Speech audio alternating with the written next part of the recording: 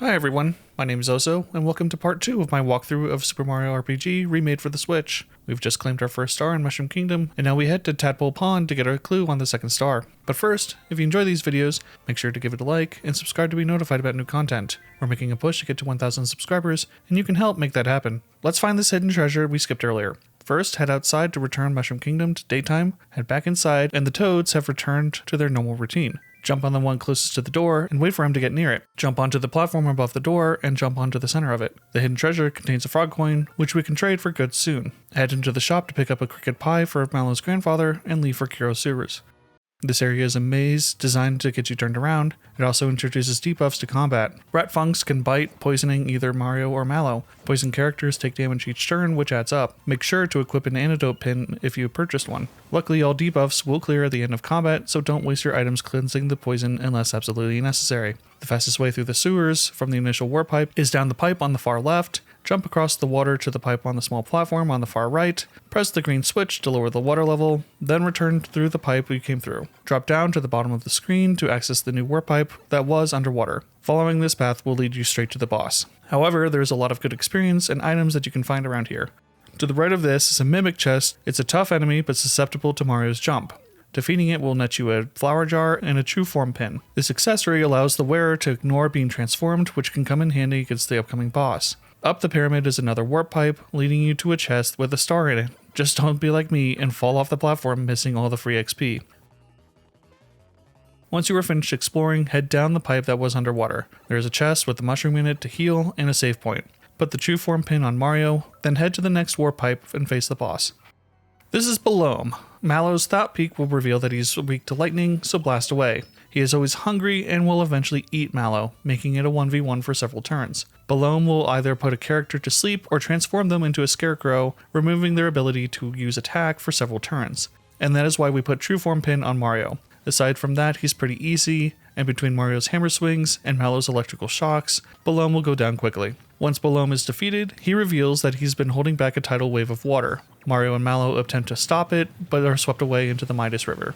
We now enter a two-part minigame course. First, we travel down the falls and collect coins and even flower tabs inside the caves. The second is a river barrel game where you collect more coins by jumping. These coins do not add to your inventory, but are totaled at the end, and you are rewarded with a frog coin for collecting 60 and 80 coins respectively. Regardless of how many coins you collect, Toad will reward you with a Koopa shell, which replaces Mario's hammer. We finally made it to Tadpole Pond, and we can meet the Frog Sage. He will drop some bombshell news that Mallow is totally not a tadpole, and suggests we head towards Rose Town. Make sure to talk to him again before you leave to trade the cricket pie for Mallow's first weapon, the Froggy Stick. To the right of Tadpole Pond, you will find Toadofsky, a musician that is having a bout of writer's block. You can help him with a new melody using the tadpoles in the pond. Here is the melody he is looking for. And for those of you who are musically adept, it's G, A, D, C, D, C, D. Toadofsky will be ecstatic with a new melody and will give you an alto card. This unlocks juices at the Frog Coin Emporium, located at the far left of Tadpole Pond. Check it out if those frog coins are burning a hole in your pocket, and get ready to head towards Rose Town. Roseway is pretty short, but it's easy to miss several items. The first area is a small lake where you can use platforms to traverse. By staying on them after a ride, the platform will take you to another island where you can pick up a flower tab. Roseway also debuts some new enemies, such as Arachne and Star Slap. Their attacks vary in speed to throw you off on the block action command. Mario and Mallow's new weapons also have new timings as well. Take the path up north and you will find two Shy Guys riding swinging platforms. Catch a ride on the second one and reach a chest with a frog coin in it. Head back the way you came and stay on the nearest platform to take the path to the upper right. This is our first time encountering crooks. These sneaky enemies are fast and deal a good chunk of damage, then will likely flee, robbing you of XP and potential items that they are carrying. Attack them first before they have a chance to flee. The path will return us back to the lake, but with a new set of platforms. Ride these to collect coins before heading down the path to the south. This area has a bunch of Shy Guys and chests containing coins. Head further south to find Bowser and his minions. They form ranks and march towards Rose Town, but you don't need to worry about them now. We've made it to Rose Town, and it's under siege. Arrows are raining down from the sky and stunning the Toad populace. Quickly head into the inn for some shelter. You will find a child playing with his action figures. Mario proceeds to hit the child, and then the child retaliates by knocking out Mario. After another gorgeous cutscene, we're introduced to Geno. He is a spirit from the Star Realm who inhabits a doll in order to save the star pieces himself. Once Mario wakes up, we can explore the town a little bit. The shop has new armor and accessories for purchase. There is a hidden treasure in the back corner behind the shopkeepers holding a frog coin. Exit the shop and jump up the boxes stacked beside it and drop down the chimney. Mario will land on the bookcase next to the chest holding a flower.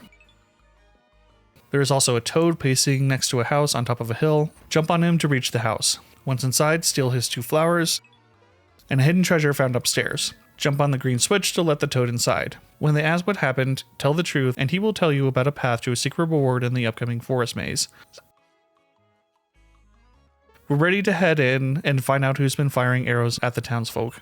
Immediately at the entrance, there's a hidden treasure holding a Coca-Cola. There's a host of new enemies in the forest, many of which have debuffs. Buzzers will poison, Amanita will turn everyone into mushrooms, effectively stunning them, and Wiggler can use Sandstorm, causing fear. I recommend equipping True Form to Mario and Antidote to Mallow throughout the forest. All enemies, except for the Buzzer, are susceptible to Mario's Fireball special, so if you're having trouble with an enemy, hit them with some fire or electricity if it's a Buzzer. There are mushrooms on the ground that you can pick up, but some of them are Amanita in disguise. Once you clear the first underground section, there is a hidden treasure outside the exit holding a frog coin. The next section has several tree stumps. You'll want to enter the stumps closest to the right and second to the left. The one that closest to the right has a hidden treasure holding a flower. The middle left has a hidden treasure up here towards the top. It is empty, but I do find it amusing.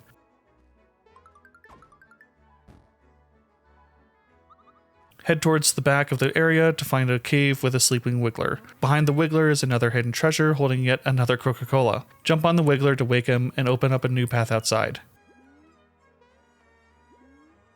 Traverse through this final cave and head back outside.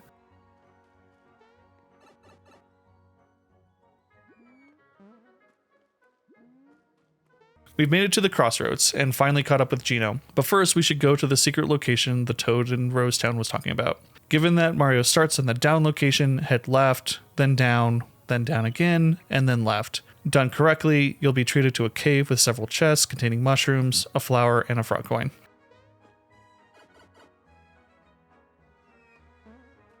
Now it's time to follow Geno. Reset by going down to reach the entrance and then back up.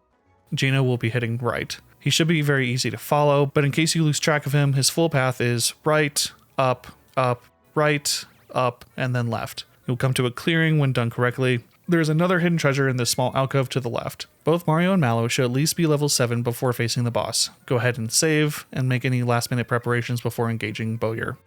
After Mario saves Geno, he'll join the party. Geno is a glass cannon, specializing in both high physical and magic damage, but has very low health. Use both Geno and Mario to damage the boss, and Mallow on support to keep Geno alive. Bowyer is not a very difficult boss, but he does have a major gimmick. He lays out 3 tiles corresponding to your controller. He will shoot an arrow at one of them at random and disable that button for several turns, until he disables another one. Geno and Mario will have to alternate between using the attack and special to burst down the boss. Since the boss has no weaknesses, use Mallow to top off the party or replenish FP. Geno Beam is a hard-hitting, single-target attack that you can maximize very easily. Mario's Super Jump can also deal massive damage, but timing the jumps is a little bit more difficult. A twist in this boss battle is that once you've done enough damage to Bowyer, he will disable all 3 buttons, leaving the party with no ability to attack. Geno suggests that they work together and unlocks the triple move attack that was previously Toad Assist. You'll get an adorable cutscene for Star Riders to defeat Bowyer, and now the second star piece is secured. With Bowyer no more, Rosetown returns to normal. Head back into the inn to inform the child that Mario is stealing his doll forever. Acknowledging that Mario has bested him, the child provides a new weapon to Geno, the finger shot, in a veiled attempt to flip Mario the bird.